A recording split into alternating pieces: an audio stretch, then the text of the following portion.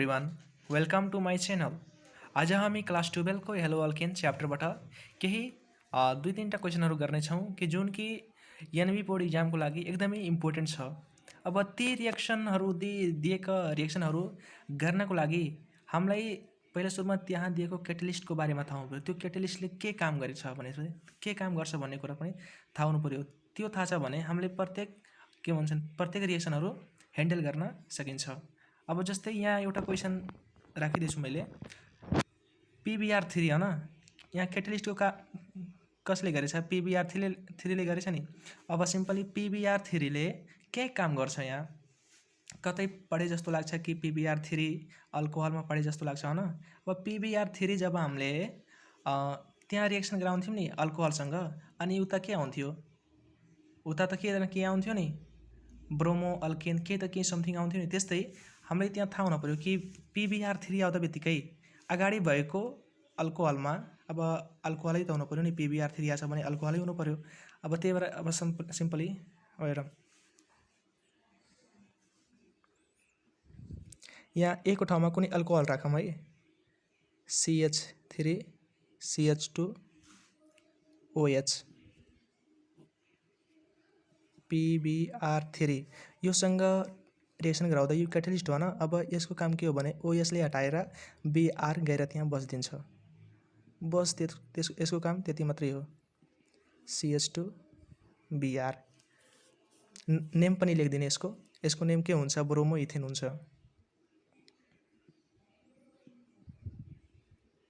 Bromo ethane हुन्छ simply. अब फेरि यही ब्रोमो इथेनलाई KCN सँग रिएक्सन गराउने हामीले।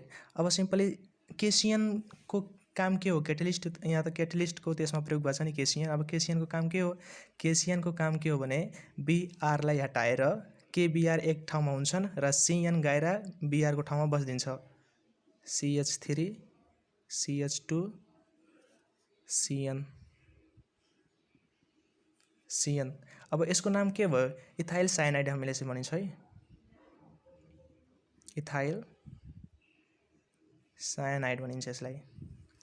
अब यति भइसकेपछि यहाँ अब के छ? H2O अनि H+, H2O अनि H+।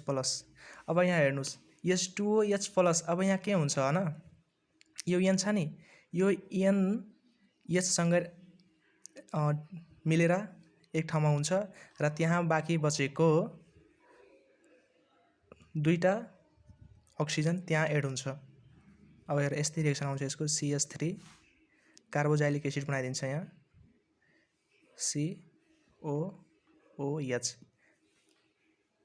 यहाँ यो हुन्छ किनकि COOH हुन्छ। अब यसको नाम के हो? यसको नाम हो भनेपछि प्रोप्यानोइक एसिड हो, प्रोप्यानोइक acid.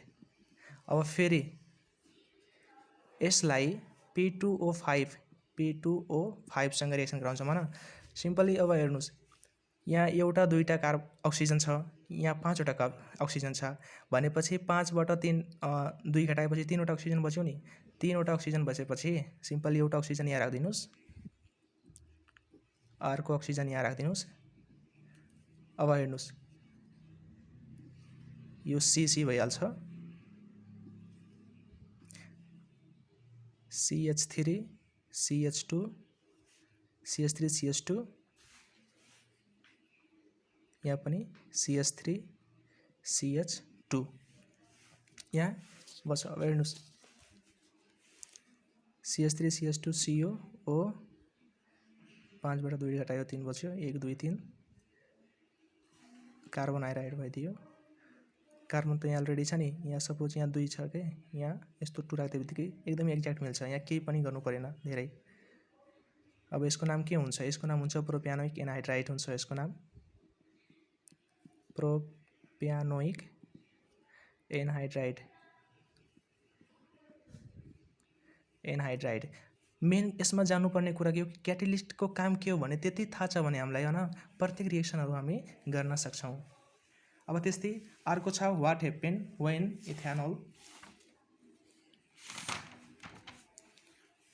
When ethanol heated with conc H2SO4। अब हेर, इथेनलको मोलिकुलर फर्मुला के हो भनेपछि त्यसको स्ट्रक्चर के हो, स्ट्रक्चर भन्दा अलि राम्रो हुन्छ। इथेनलको CH3 CH2 OH त्यसको स्ट्रक्चर हो।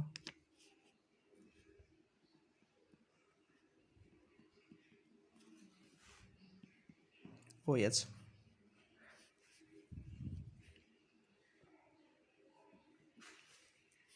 What happen when ethanol heated with conc H2SO4? इथेनललाई conc H2SO4 मा हिट गर्दा के हुन्छ भन्ने यहाँ सोधेको छ हामीलाई। सिम्पली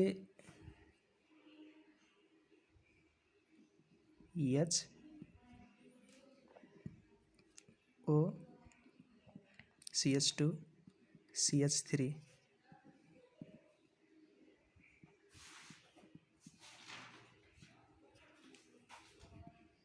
140 डिग्री सेल्सियस 140 डिग्री सेल्सियसमा हिट यदि हिट गरिन्छ भने हैन अगाडि भएको जुन छ त्यो अब यहाँ इथेनल छ भने इथेनल यहाँ दुईटा भइहाल्छ के 140 डिग्री सेल्सियसमा यदि हामीले हिट गर्छौं भने।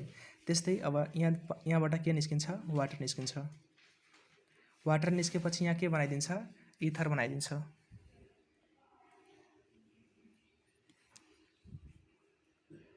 CH3 CH2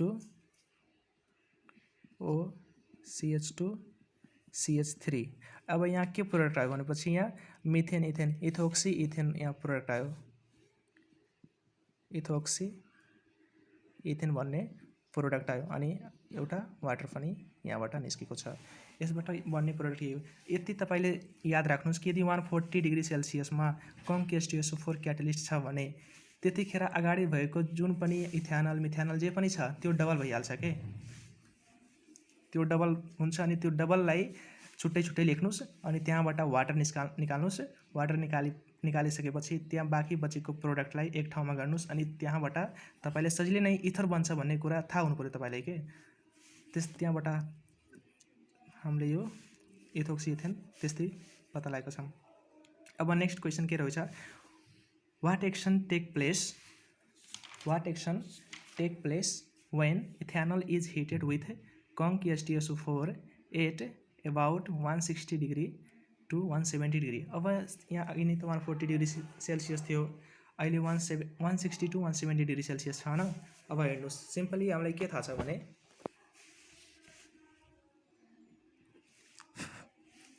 160 to 170 degree conc H2SO4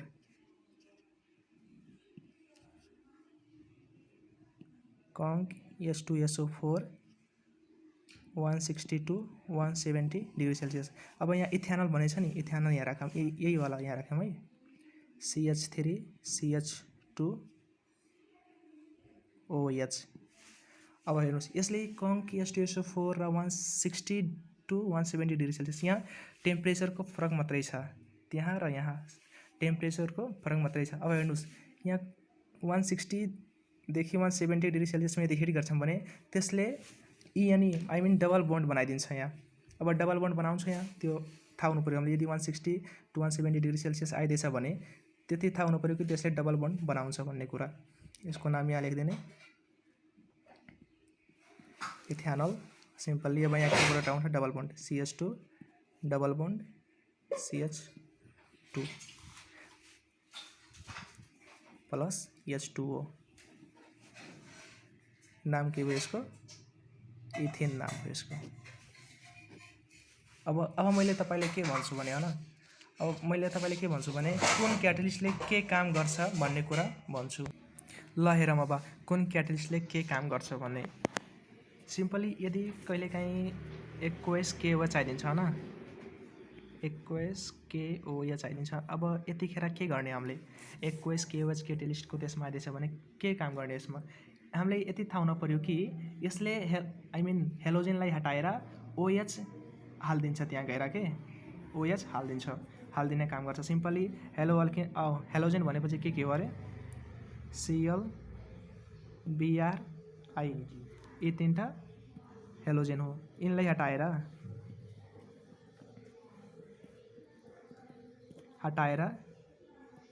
OH आइदिन्छ। आई मिन तिनीहरूको प्लेसमा OH गएर बस्दिन्छ है, OH गएर त्यहाँ बस्दिन्छ। अब त्यो सिम्पली LiAlH4 LiAlH4 कहिले काहीँ आइदिन्छ, त्यो पनि आउँछ, सब आउँछन् के। यसले के काम गर्छ भनेपछि यसले त्यहाँ दुईवटा हाइड्रोजन एड गर्ने काम यसले गर्छ। यति कुरा हामीलाई थाहा हुनु पर्यो। आई मिन LiAlH4 ले दुईवटा हाइड्रोजनलाई एड गर्ने काम गर्छ।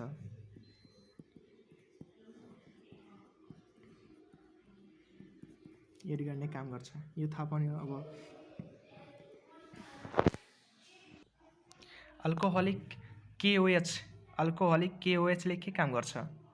अल्कोहलिक KOH ले हामीले इलिमिनेसन रिएक्सन पढेछौँ नि, त्यसमा त अल्कोहलिक सोलुसन KOH ले अल्किन बनाइदिने काम गर्छ। सेम त्यही हो, यहाँ पनि अल्कोहलिक KOH ले के गर्छ, कुनै पनि प्रोडक्ट अगाडि छ, सपोज अल्केन छ भने त्यसले अल्किन बनाउने काम यसले गर्छ।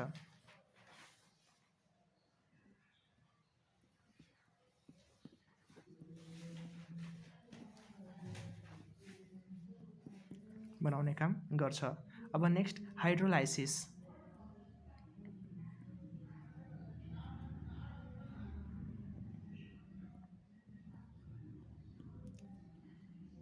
हाइड्रोलाइसिसले खास गरेर त्यहाँ कार्बोजाइलिक एसिड बनाइदिने काम गर्छ के। सपोज सी आइदिएछ, अब सी आइदिएछ भने त्यसले त्यहाँ के गरिदिन्छ अरे COOH गरिदिन्छ। जसरी यहाँ गरेको थियौँ नि हामीले यो ठाउँमा H2 र H+ थियो अनि H2 ले पनि यहाँ हाइड्रोलाइसिसको काम गरिरहेछ। यहाँ कुनै पनि प्रकारको O छैन नि, त्यही भएर यहाँ OOS हटाएर कार्बोजाइलिक एसिड बनाइदिएको छ, त्यही हो यसको काम।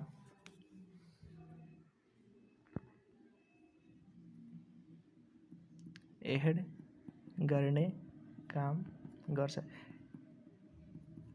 आफूले जस्तो पनि ट्रिक बनाउन सकिन्छ याद गर्नुको लागि, अलि सुइटेबल भयो झन् राम्रो हुन्छ।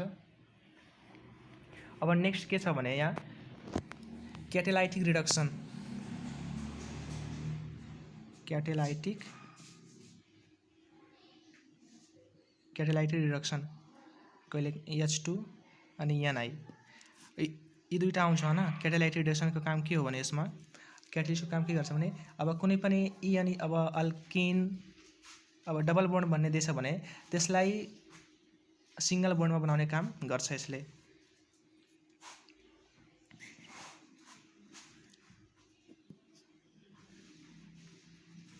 सिंगल बोन्डमा बनाउने काम गर्छ।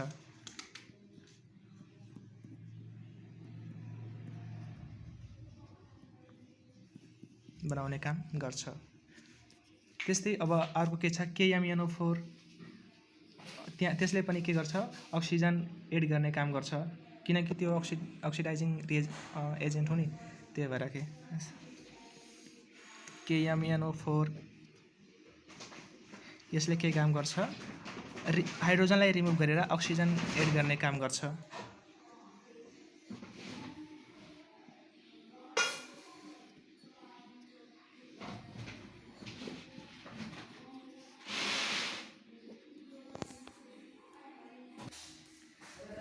Edison of oxygen.